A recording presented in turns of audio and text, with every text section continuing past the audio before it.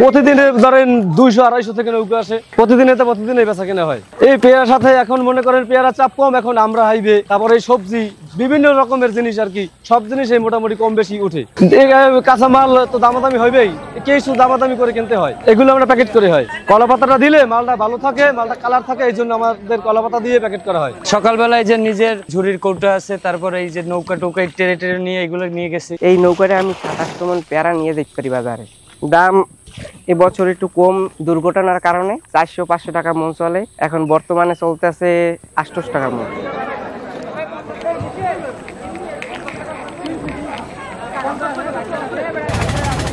আমরা ট্রলার নিয়ে আসছি, আমরা ট্রলারে কিনে আবার নিয়ে ওখানে টাকায় চালান করি, আমরা কিনতে আসছি। এখন একটু বাজার বেশি পেয়ারার, এখন 600 টাকা 500 টাকা মন, আগে একটু কম ছিল, এখন একটু বাজার বেশি। এরা জালগাড়ি বরিশাল এইগুলা ফেরি করে বিক্রি করে, আর তারা ঢাকা ওই ট্রাকে পাঠিয়ে দেয়। এরা তো টুকরা, এরা তো বেশি একটু টাকা দেয়, বুঝছেন। ভালো পেয়ারা হইলে ভালো দাম। হ্যাঁ, নিজের বাগান, এগুলা হচ্ছে আমাদের নিজেদের পারিবারিক, এটা বংশ পরম্পরা এরকম ভাবে এই 200-300 বছর ধরে চলে আসছে।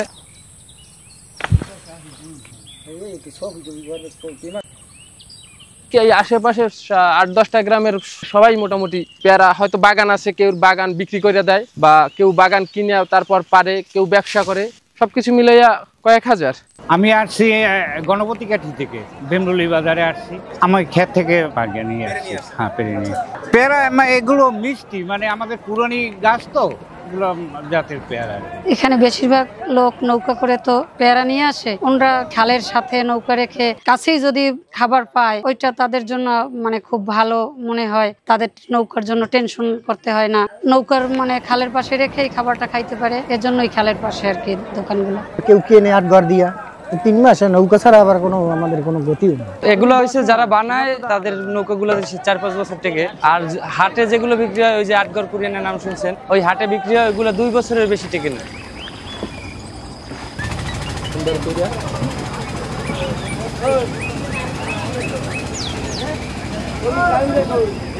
সিজনের সময় তো ওই যে সকালে উঠেই আগে পেয়ারা এসে পাড়তে যাইতে হবে নৌকায়, বৃষ্টি হোক রোদ হোক কোনো নাই, পরোয়া না করে পেয়ারা নিয়ে বিক্রি করে তারপর বাসা যেতে হয়। টুরিস্টদের কাছে তো উপরে ঝুড়িতে বিক্রি করা হয়, আর আমরা তো বেশি নিয়ে আসি, এগুলো পাইকার ঠিক করা থাকে, তাদের কাছে বিক্রি করি। এটার কারণে যে ভাসমান হাট কেন্দ্র করে সবাই বিভিন্ন জায়গা থেকে ঘুরতে আসে, আরো বৃষ্টির সময় অন্য জায়গায় ঘুরতে যাওয়ার ওরকমই থাকে না, এই জন্য এই অঞ্চলটায় ঘুরে যায় আর কি। সবচেয়ে বড় কথা হচ্ছে ভাসমান পেয়ারা বাগান বা হচ্ছে নৌকা দিয়ে হাট বসে, যেটা অনেক যাবত শুনতেছি, দেখতেছি, যে ওইটা দেখার উদ্দেশ্য করি, আর ন্যাচারাল সিনগুলো এনজয় করতেছি। সত্যি কথা মানে অস্থির। হ্যাঁ, মোটামুটি সবার কাছেই, সবাই কাজ করে তো মোটামুটি সবার কাছেই টাকা থাকে কম বেশি।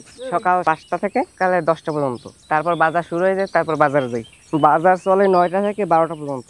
এখান থেকে পেয়ারা যায় চট্টগ্রাম, সিলেট, খুলনা, বরিশাল, ঢাকা, রাজশাহী, কুয়াকাটা, পটুয়াখালী, সব জায়গায় যায়।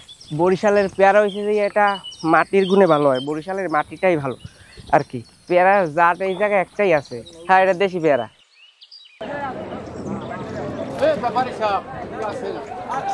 আগে যারা বিক্রি করতে যায় তারা বিক্রি করে পরে তাদের কাছে জিজ্ঞেস করি যে আমি দেরিতে গেলে যে ভাই কি দর বিক্রি করছেন, সে বলে ওই হিসাবে কি করে। তবে বাজারে কত দাম চলতে আছে ওই সুপার হিসাব করে গাছ দেওয়া কতগুলো পারমো এইগুলা হয় না আর কি। হঠাৎ করে ওই দেখা গেছে মালের আমদানি হয়েছে, একটু বাজার কমে গেছে, আবার মালের আমদানি কম, বাজার বেড়ে গেছে।